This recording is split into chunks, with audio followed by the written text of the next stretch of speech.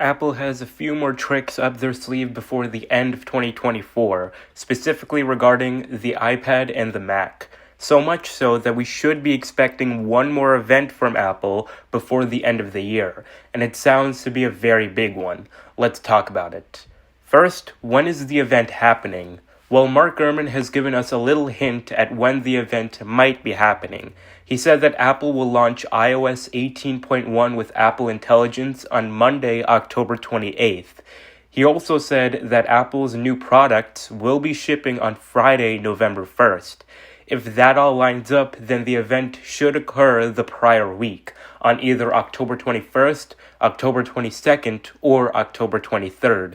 If that's the case, then event invites should go out either this coming week or next week. So keep an eye out for event invites these next few days. Alright, let's start with iPads. We could be seeing 2 new iPads announced at this event, though while one is fairly certain, the other is a bit up in the air. The first one that's almost guaranteed is the iPad Mini 7. The iPad Mini hasn't seen an update in over 1,100 days, so it's very overdue for an update. The iPad Mini 7 is expected to feature a new display with a new display controller to fix the widespread jelly scroll issue people have seen on the iPad Mini 6. The iPad Mini 7 should also see support for the Apple Pencil Pro. The Apple Pencil Pro is currently supported on the iPad Pro and the iPad Air, so we could see Apple add support for it on the iPad Mini 7. Most significantly, of course, is that the iPad Mini 7 will feature the all-new A18 chip with 8GB of RAM from the iPhone 16. This will enable the iPad Mini to support Apple Intelligence, which will be on the iPad Mini on day 1, as this device is launching on November 1st with iPadOS 18.1. The iPad Mini 7 should also see a base storage bump to 128 gigs, just like the iPad Air, and it should start at the same price of $499, just like the current iPad Mini. The next iPad is a bit more unsure as to whether it's coming this year or not, the iPad 11. This is the successor to the popular iPad 10th generation, which hasn't been touched in nearly 2 years.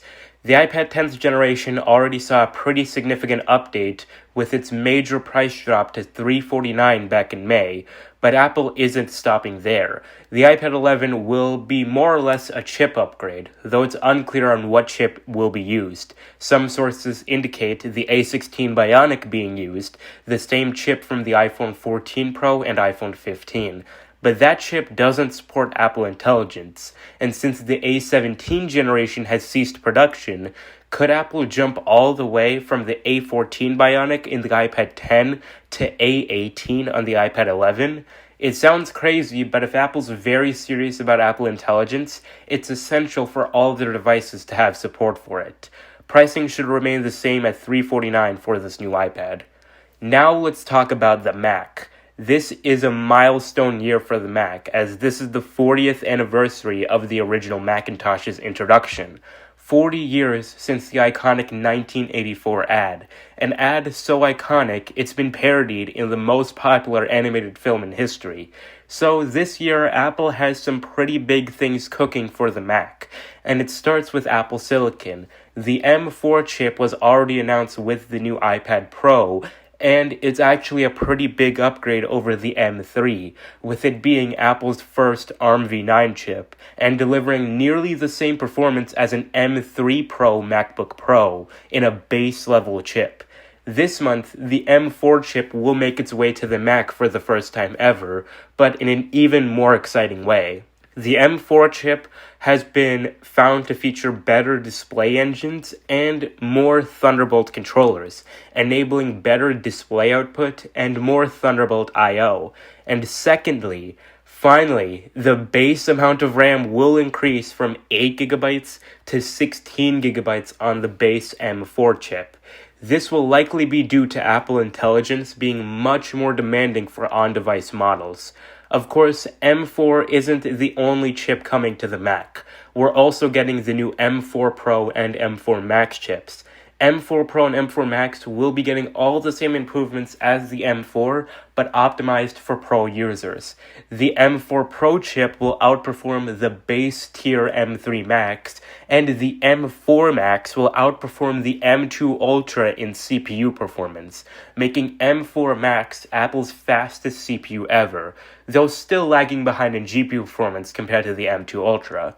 So, what Macs are getting these super fast chips? Well, the first Mac is, of course, the shining star of the Mac product line, the MacBook Pro.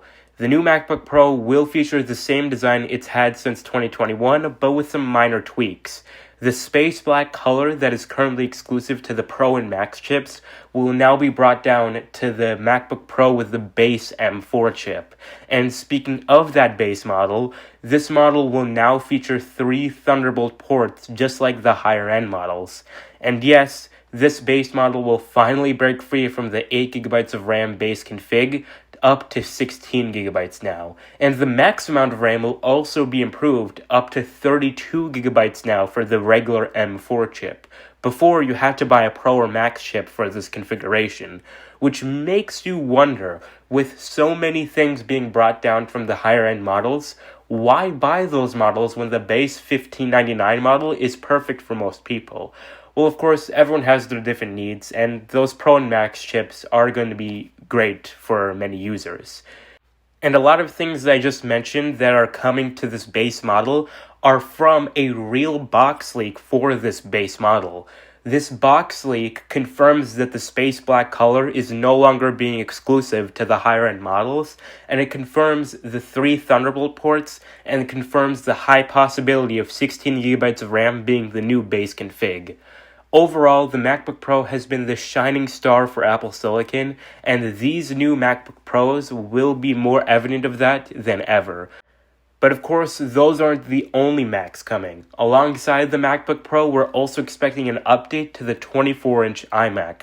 The iMac was last updated alongside the M3 MacBook Pro refresh, so of course we should expect the jump from M3 to M4 here as well. This should also hopefully bring the new 16GB of RAM base config and the new 32GB of RAM maxed out config. And this should also hopefully bring more Thunderbolt I/O with more Thunderbolt controllers on the M4 chip now.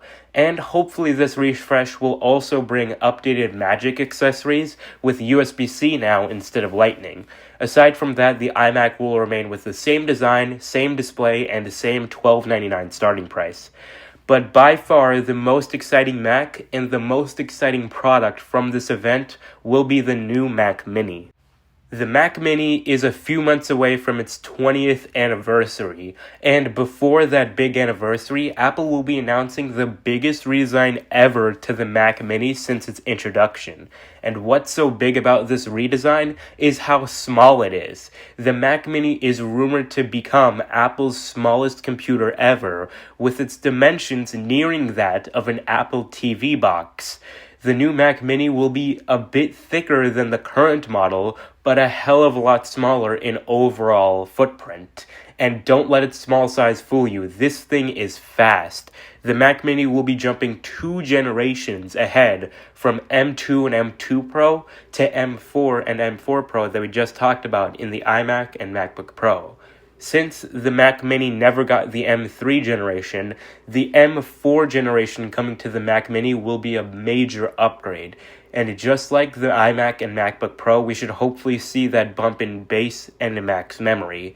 As for I/O, the new Mac Mini will have 3 Thunderbolt ports, HDMI, Ethernet, and an audio jack on the back. And just like the Mac Mini's bigger brother, the Mac Studio, it's now going to feature front I/O as well with 2 USB-C ports on the front.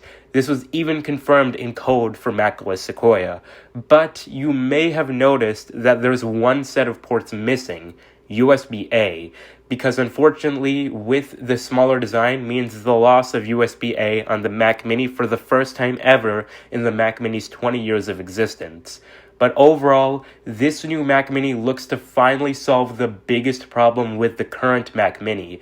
The current Mac Mini shell is a lot bigger than it needs to be, but this new Mac Mini looks to finally be the first Mac Mini that's actually mini, and that's really exciting.